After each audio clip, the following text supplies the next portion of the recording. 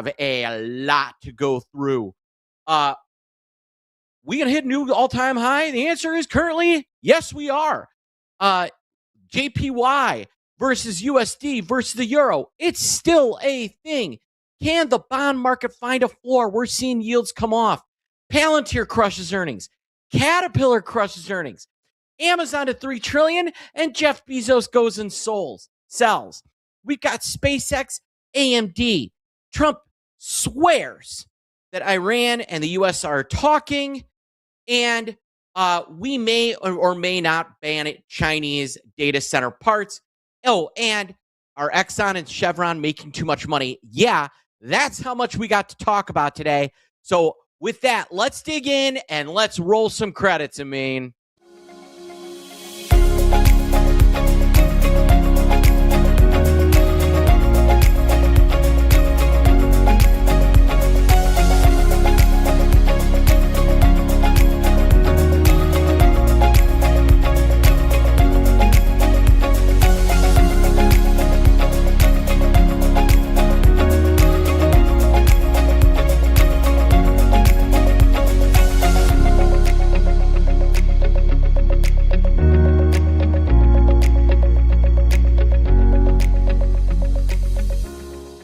Good morning and welcome to the State of the Market. I'm Mark Sebastian. I am the founder and CEO of OptionPit.com. We're going to have Tim Colby here in just a second to kind of break down more on this carry trade and all the international events that Garrett and I were just talking about. But a reminder, I'm here every morning at 10 a.m. to give you the news that matters to you, inform you, prepare you for your trading day and your trading week. If you're watching me on YouTube, you're watching me on X, give us a like, give us a subscribe, give us a retweet, give us a share, and better yet, shoot my team an email, support@optionpit.com, and figure out how you can join the conversation. As we start the day, markets are off to the races. We have the S&P up 68 points, good for 0.9%. The Dow is blowing higher. The NASDAQ is up over 2%. Strength in the Russell 2000. If you want to look under the hood, equal weight is trailing, which tells you that rallies is a little bit top heavy as we start the show today. The rally is a touch top heavy. So there's where we're living there. You want to see the VIX. The VIX is actually up today after getting pretty well smoked yesterday. And, you've got the VIX up, you got the market up, and we've got AMD and SpaceX earnings today. Keep an eye on this. One day of the market rallying and VIX being up, not a big deal. We continue to see this thing rally after we're through these earnings. Start flashing some warning signs. That's always something to worry about. The bond market, as we open the show, has cooled off a little bit. The 10-year is still over 4.6. The 30-year is still over 5.2, but they've come off going up. They're stabilizing to maybe going down. One of the questions I keep getting is, Mark, when is it time to buy TLT? It's coming off a 10-year low. Can I get in there? The answer is maybe. And I'm going to talk to Tim a little bit about that as well. But if your belief is 5 years from now rates will be lower, then yes, this is a great buying opportunity. If you're not sure on that, then maybe not. In earnings, Palantir, wow, they destroyed their earnings. Huge gap higher, up to $155. It's got work to do to get this all-time high. The all-time high is up over 200, but it does look like it wants to break this recent high up around 158, 160. Keep an eye on that one. Amazon broke $3 trillion on Monday. Jeff Bezos announced the sale of $4 billion worth of Amazon. Not crazy, but not nothing. And maybe a sign, and some of these are scheduled. You always have to be worried about like insider sales. This could have been scheduled, But I'm Jeff Bezos. My company just crossed $3 trillion. I'm funding Blue Origin. You know what? I might take $4 billion out of the market. And we still have some big economic data tomorrow. On top of SpaceX and AMD tonight, we have ADP on Wednesday, and we have non-farm payrolls, the U.S. employment situation, sometimes called. That's on Friday. Those are going to move things. And that's kind of where we sit. Now, one thing you might be noticing is some movement in a name like Ciena or in a Nokia or some of those names. Why?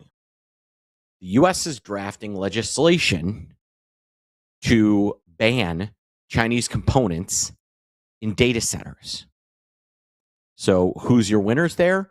All the networking and data center groups and everybody involved with that is not based in China. So Nokia, Ciena, I think a Cisco is going to be a very nice winner out of this. This is, as a U.S.-centric ruling, this is very good for U.S. networking and components and manufacturing. One more earnings before we get to bring it on Tim. Caterpillar. Wow. Did they crush their earnings at their high, up over $100? And, continue to show some real strength. The funny thing is, it's got lots of work. This thing could be going to 1,000. There could be some upside. Now, who do you play along with Cat? Take a look at Deere. Deere did not get the same sell-off as Caterpillar, and it's not getting the same rally. Is showing some strength. Deere earnings are going to be the 20th. There might be a little runway between now and the 20th to potentially go long formerly John Deere, now Deere and Company. Something as simple as if we think we could get ahead of steam, the 650 calls are going to be about, call them 950. And I'll bet you can sell those 700 calls at close to 250, $7 for the 50-point vertical. If we get a little excitement, we can make some money on that. We can make some money. One more time, I'm looking at the 650, 700 call spread. I'd like to pay $7 for that. That's expiring August 21st. So fun little idea for you guys as we start off the show. But the big news, the big story, and Garrett keeps talking about it, I keep talking about it, and my good friend and our head of macro trading, Tim Colby, keeps talking about it. It is the action going on with the yen, the carry trade, and the Treasury. And to Garrett's point, the Treasury is driving the bus, but the FOMC may start getting themselves involved here. So let's break this down and dig a little deeper here and bring in our own Tim Colby. Tim, good morning. Everybody, welcome Tim Colby, our head macro trader here at optionpit.com. Good morning, Tim. Lots to unpack. Hey, Mark, here. what's up? How are you? I'm doing great. Not doing NASDAQ up 2.2% great, but I'm doing great. Dang. I mean, it's risk on right now. And yes. I don't think people understand the volatility bullet that we just dodged. I mean, it wasn't really a bullet. It was a massive time, like a bomb that just almost went off that we averted. We averted a crisis. You're still sharing your screen. Pull up on your screen, do a quick Google search. Anybody can do this. Do Bessent, Bessent, to-do list. Just do a search for images. It is comical what you'll see. Look at that list right there. So, to do, I need to buy the Japanese yen $5 to $10 billion worth. Who does that on their to-do list? Now, what he does have in, I think this, I forget exactly where they were, but anyway, he has reporters in there and they're taking pictures and he knows that they're looking over his shoulder and they can get a good view of his to-do list. So he took a nice clean sheet of paper. You can see his name's on the desk. It's all right there. Scroll up a little bit. You'll see it says Secretary of Treasury. He's got his little pen there. Buy the yen. So he is signaling, he did this right around the time just before they went into the markets with the BOJ. Now, the BOJ bought $57 billion worth of the yen as well. And why are they doing this? What is this? What's going on over here? Well, what if I showed you a chart? Amin, can I, first let's go about why, let me show you a chart. Amin, can we share my screen? All right, so this is the yen futures. So this is not dollar yen often gets quoted, but this is actually yen versus dollar. Now, what you notice about this is a big downtrending market, right? What's interesting, if I pull up another downtrending market, you'd be like, well, that's just related. UVXY. Does anybody know what UVXY is? Yes. You guys are option pit people. You should know UVXY.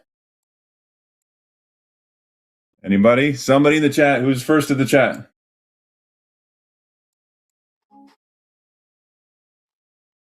All right, UVXY also downtrending market. It's the 1.5. UVXY is the 1.5 levered VIX futures 30-day target ETF. And you're long, right? So it is long VIX futures. Yeah. Constantly holding a 30-day to expiration VIX future. So today UVXY is 1.5 times a future that expires in 30 days. Tomorrow UVXY is going to be 1.5 times a future that expires in 30 days. And in 10 years, UVXY is going to be 1.5 times a VIX future that expires in 30 days. VXX is the standard, just 30-day future, long. And then 2X is going to be UVIX, which is going to be 2X a 30-day future. Okay. I asked the chat, Mark. Thank you. You clearly know what you're talking about. Well, I know, but I'm letting everybody else know. And listen, thousands of people are going to be watching this over the next day or two. And we want to make sure we give them the education that they need, Tim. So what you wouldn't recognize or what you wouldn't realize is that the bars here, the white bars, are that yen future. The line that's a light blue line here is the UVXY. Now, what's really weird, because that's the yen, is that anytime you have a big spike in volatility, which would be the blue line going up, the yen spikes up. And this is not a new phenomenon. This is something that I've had on my chart since 2013 when I figured this is up. 2013, that's 13 years ago. This is something that goes on. So look at this, downtrending channel, big spike. They both kind of go together. This is 2024. Let's go back. Here's another big spike. These here, there's one period in 2022, I recall. I wanted to go through to figure that one out, why they were going opposite. But over decades, really, big spike up here. They both go together. The point being, the yen futures has been a proxy for volatility for as long as I've been looking at macro markets. I mean, this is 2019. Let's go back. This is 2018. These are correlated, super, super highly correlated over long periods of time. Any big spike, let's get another one. This is back in 2015. This was when you would trade these things, right? So you would see the big spike in either the VIX first, then you could go buy the yen. Or if you saw a big spike in the yen, you could go buy the VIX. Or you could buy treasuries. You could go a flight to safety. Why is that? Well, there's a really weird phenomenon going on called the carry trade. And what is the carry trade? So the yen yields for the longest period of time 0. If you're a person in Japan, you get 0 yield on your money. In the United States, we yield more than they do.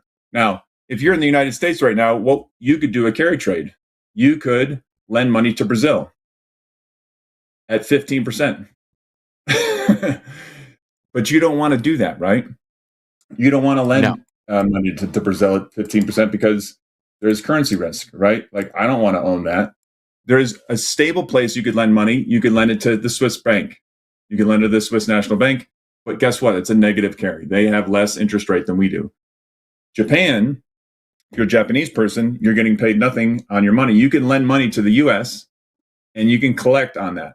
And so there was a trade for a long time. So the women in Japan, they run the household. The men go to work and the women manage the money.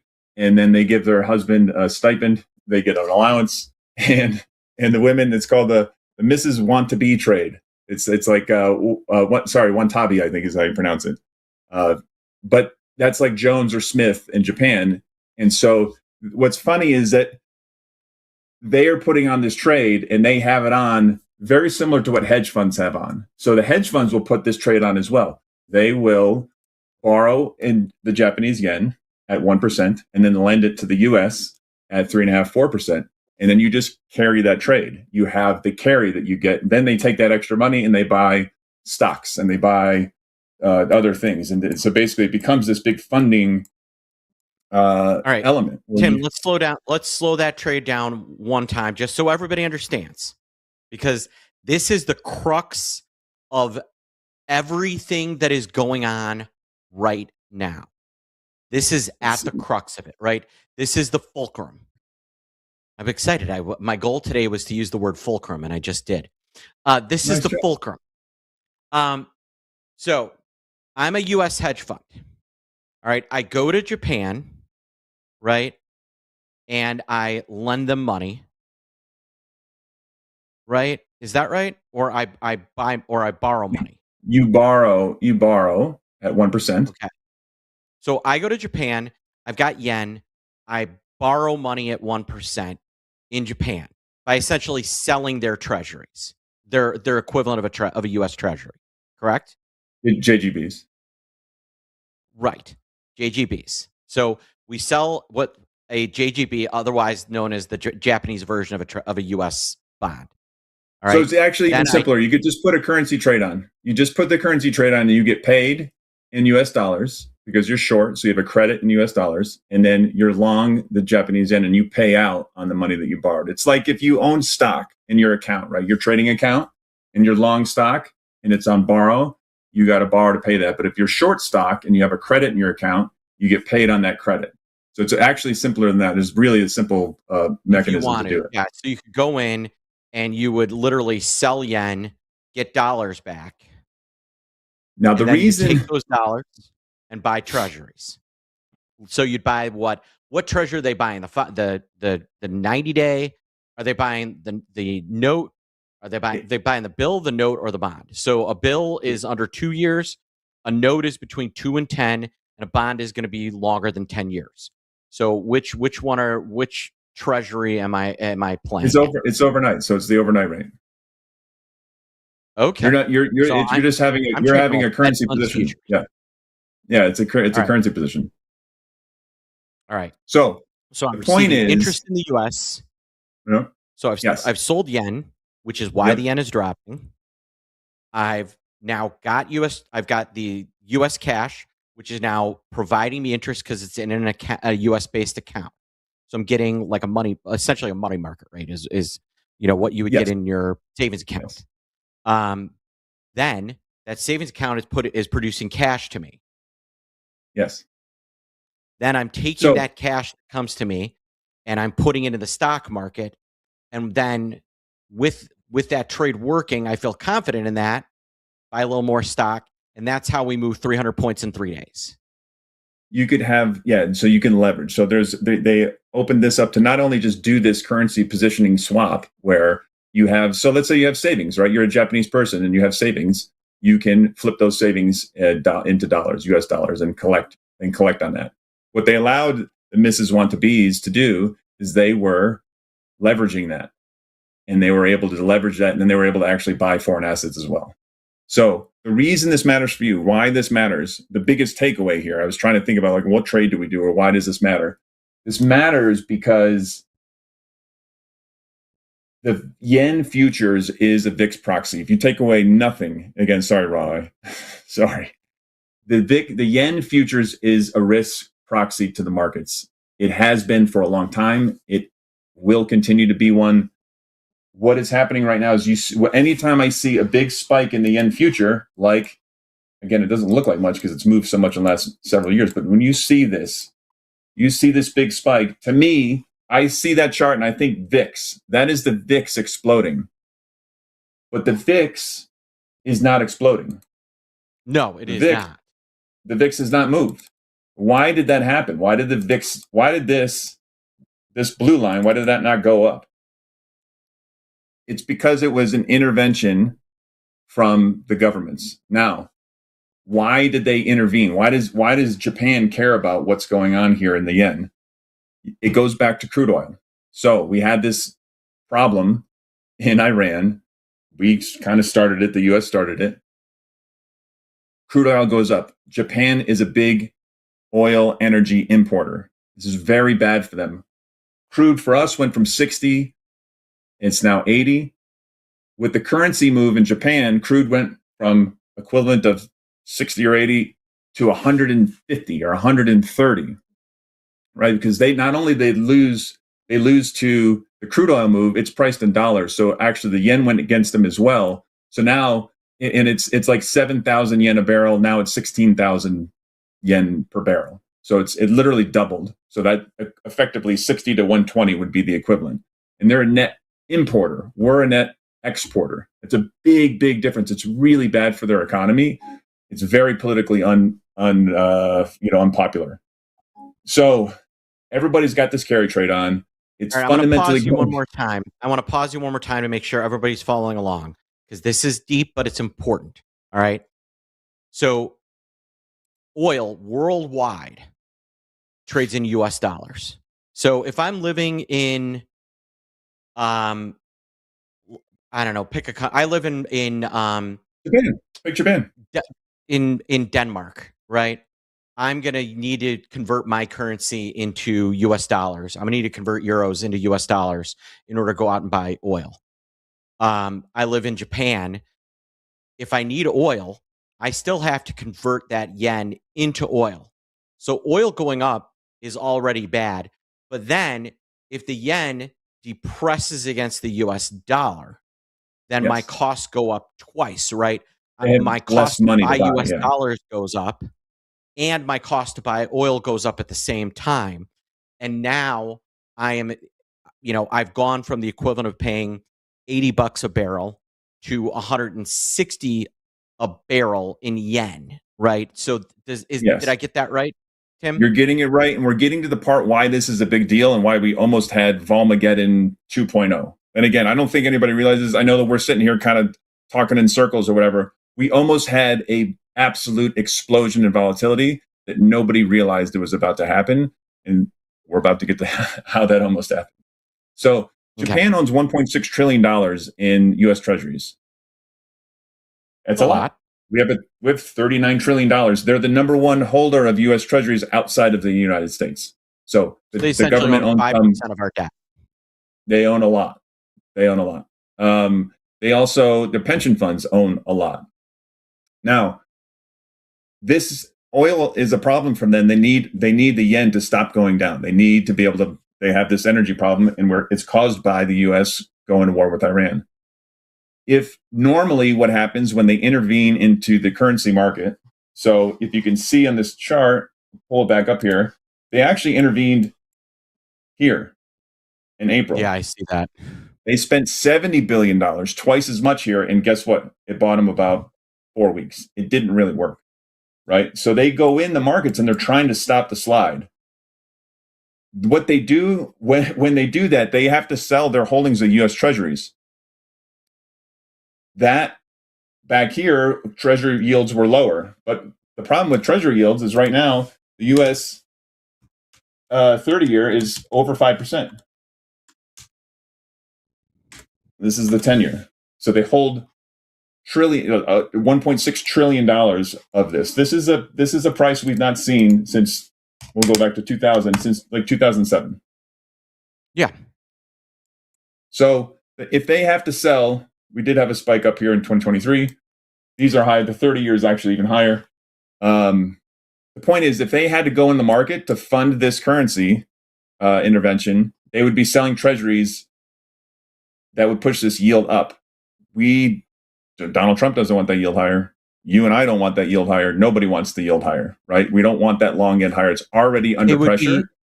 they would be kind of selling their bonds in a similar fashion as to where situational awareness was selling their stocks at a low and causing real problems. Exactly. And the problem is when they know that's forced selling, when they know that's happening, all of a sudden you have CTAs, you have traders, everybody starts front running that order, and you basically get if we have a big run up in the bonds, in the bond yields, that's a volatility event. That is not something that we don't want to be seeing a volatility event like that. So the US comes in, and Secretary Bennett said, I want to buy U.S. bonds. They have a mechanism now where they were allowed to not have to sell their treasuries because there's a funding mechanism where they sort of post their bonds. They bypass the market to be able to do that. And when the U.S. said, yes, let's go, let's enable this, it allowed them to dodge selling U.S. treasuries. At the same time, the U.S., instead of buying yen and selling the dollar, they actually bought yen, and the U.S. sold holdings of their euro currency. So it didn't put a big pressure on the dollar in and of itself. So yes, they short-term loan out. It's like a short borrow against, they post them as collateral as opposed to actually selling the treasuries, it's great for what this type of mechanism is. This is something that was put up in 2020 around COVID and never used. I think it was only used for about $1 billion worth of treasury posting. They did it around that whole emergency fund. It was kind of a scary time, and you had to apply. There's like 20 nations that can do this, and Japan is one of them. And we literally dodged the volatility, but I think that's why we're getting such a relief rally on the back of crude oil coming off, with Donald Trump jawboning as much as he can the fact that we're going to have some kind of deal. This was, people have been asking, like Mark said, people have been asking, do you want to dip a toe in? Do you want to buy TLT? Dude, I like the shorter end if I want treasuries because they're yielding enough. I'm letting the TLT pass. If you buy that, you are selling volatility you're selling a macro event, and it's not worth the yield right now. There's other trades to do. There you have it. We're not ready. What I'm saying is that we just dodged the volatility bullet. Now, the reason I'm bringing it up, I think we dodged the volatility bullet with this spike here, but there are times when this spike in yen or a spike in bonds or a spike in something like this, like a volatility proxy happens, and it's sort of a warning shot across the bow that there are bigger things going on in the market that are brewing. So it's one of those, there is a risk on feeling, and you usually get that after a volatility come off. But yeah, I wouldn't be max short vol in around here. Be covered. That you know makes what I'm saying? sense. Yeah. Yes, I do.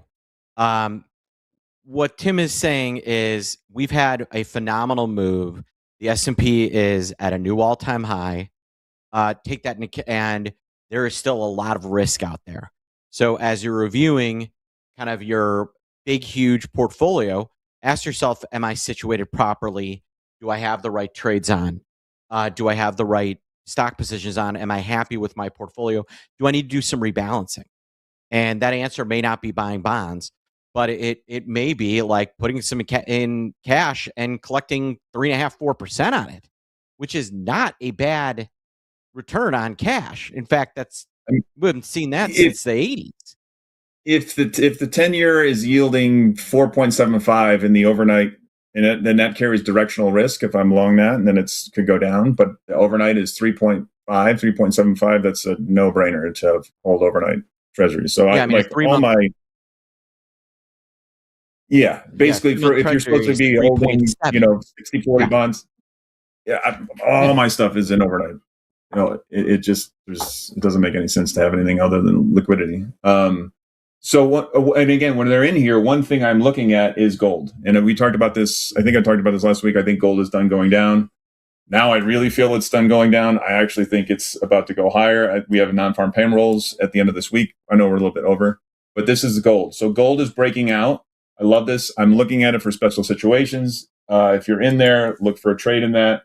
Look at platinum. Platinum today. Sorry. Platinum today, survey says it's breaking out to the upside. Ooh. Okay, platinum, gold are ultra highly correlated. Palladium, consolidated. Palladium coming through, survey says it's starting to break out to the upside. I like these metals. I think the dollar is kind of on hold here, and I like gold. I do. It's you got to use those lows as like a stop. Opportunity. This is GDX, so this is the gold miners. This is another way to play it. I'm just saying, this is something I'm looking at. I'm looking at GLD. I'm looking at calls in GLD. Special situations. Look for a trade in that one. Now, one of the great things, and one of the reasons why we brought Garrett on and why Tim is here, is that macro does bring these generational buying opportunities that we don't see as like individual traders. Let me give you an example. In 1982, does anybody know where the 30-year Treasury was trading? The curve was inverted. Tim, you were like 2, and I only know the story from listening to my dad tell some horror stories about banks doing stupid things. All right, do you know what the 10-year? Do you know what the 30-year was paying in 1982? No cheating. You know what the yield was? I do. You want me to say it? We put it in the chat. Yeah, you may. There you go. Ron's got it. Ron DMC, first to the chat. Now, a lot of our people in here probably know that. Curve. So the 5-year was paying 18. The 30-year got to 15 and a quarter. The 30-year got to a yield of 15 and a quarter. It was think about this. You owned a 30-year bond in 1998 when inflation was 0, and you were getting 15.25% on it. It was a generational buying opportunity. Tim, I'll tell you the story offline about this bank, but and those moments are created by an understanding of macro. And that's why it's so important to have a guy like Tim here that's looking big picture and not just and as important as this is, like, hey, can we make money on Hood between yesterday and today? By the way, if you were in Ticker Highlight Show, you cleaned up on Hood. Ticker Highlight Show premium people, all those people that bought yesterday for $1 that made $250 on a single contract overnight. Congratulations. But folks, we are kind of running into it. My greater point was like, keep paying attention, follow along with Tim. If you're not on his newsletter, the Reboot, make sure you change that. You can go to the Option Pit website and sign up for Tim's newsletter, because he's going to give you, on top of some interesting stories about his life, he's going to be kind of sharing this whole macro picture with you. But Tim, I do want to close out. We do have a couple of big earnings tonight. Yes, we do. AMD and SpaceX. We are going to be live for those immediately following the bell. 3:15. It's going to be myself, Andrew, and Hans. So we're gonna have a fun time digging in, heading into SpaceX. Now, we don't really have a median move, but they're looking for a 15% move in SpaceX. SpaceX. That seems reasonable. I mean, just a reminder, SpaceX, for all the selling people are complaining about, is a $1.5 trillion company. So doing some math, they're looking for SpaceX to move $225 billion between now and end of day tomorrow. That's a move. That's a move. That's Elon Musk's net worth's going to move a little bit tomorrow. Yeah. AMD is currently worth about $800 million. It's over $800 billion. And they're looking for about a 7% move. So much more reasonable. We're only looking for a mere $56 billion in movement. But these are two earnings that I think are going to drive things, as SpaceX is going to move the entire space business.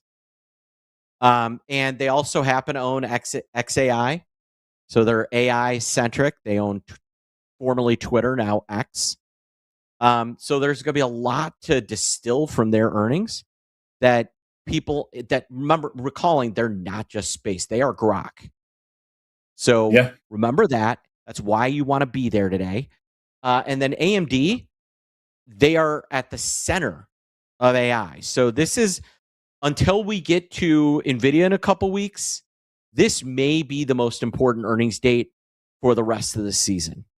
So it's going to be worth it for you to be there live and join us. So make sure you do. We're going to be live right here at 4:15 p.m. And one more reminder. On top of that, Leisha is going to be live tomorrow. That you should be receiving emails around for the invite. You're going to want to join. You're going to learn a lot. You're going to really enjoy it. Leisha's great. You guys all know that. Make sure you're there for that. So she's doing a masterclass. I'm going to interrupt. Yeah, she's doing a masterclass on what she's doing. I'm joining. I'm going to watch this masterclass. I'm going to join. I want to know what she's. There's some stuff she does that I don't understand. I'm joining. It's going to be great. It's going to be great. So make sure you check that out. Tim, we are up against it. I'm going to be back in 15 minutes for the Jeff and Mark show. So stick around. We're going to have more fun to discuss. It's going to be a great time. I know we ran a little long today, but Garrett and I had a great talk. I wanted to really distill down out of Tim what he was seeing and how important it was. And hopefully we were able to guide you through. I was looking to see if you guys have any questions. If you have questions, always make sure to drop them in the live chat, because I am watching. I'm not sitting there staring at the chat, but I am looking for questions as they come in. So keep them coming, folks. All right, we're up against it. I am Mark Sebastian for Tim Colby, our head of macro trading. We hope you have an amazing day. Thank you for being here. Make sure to stick around. I'll be live in about 15 minutes. So thank you for coming. Thank you for joining me in 15 minutes. And as always, thank you, Amin. I'll see all of you at 4:15.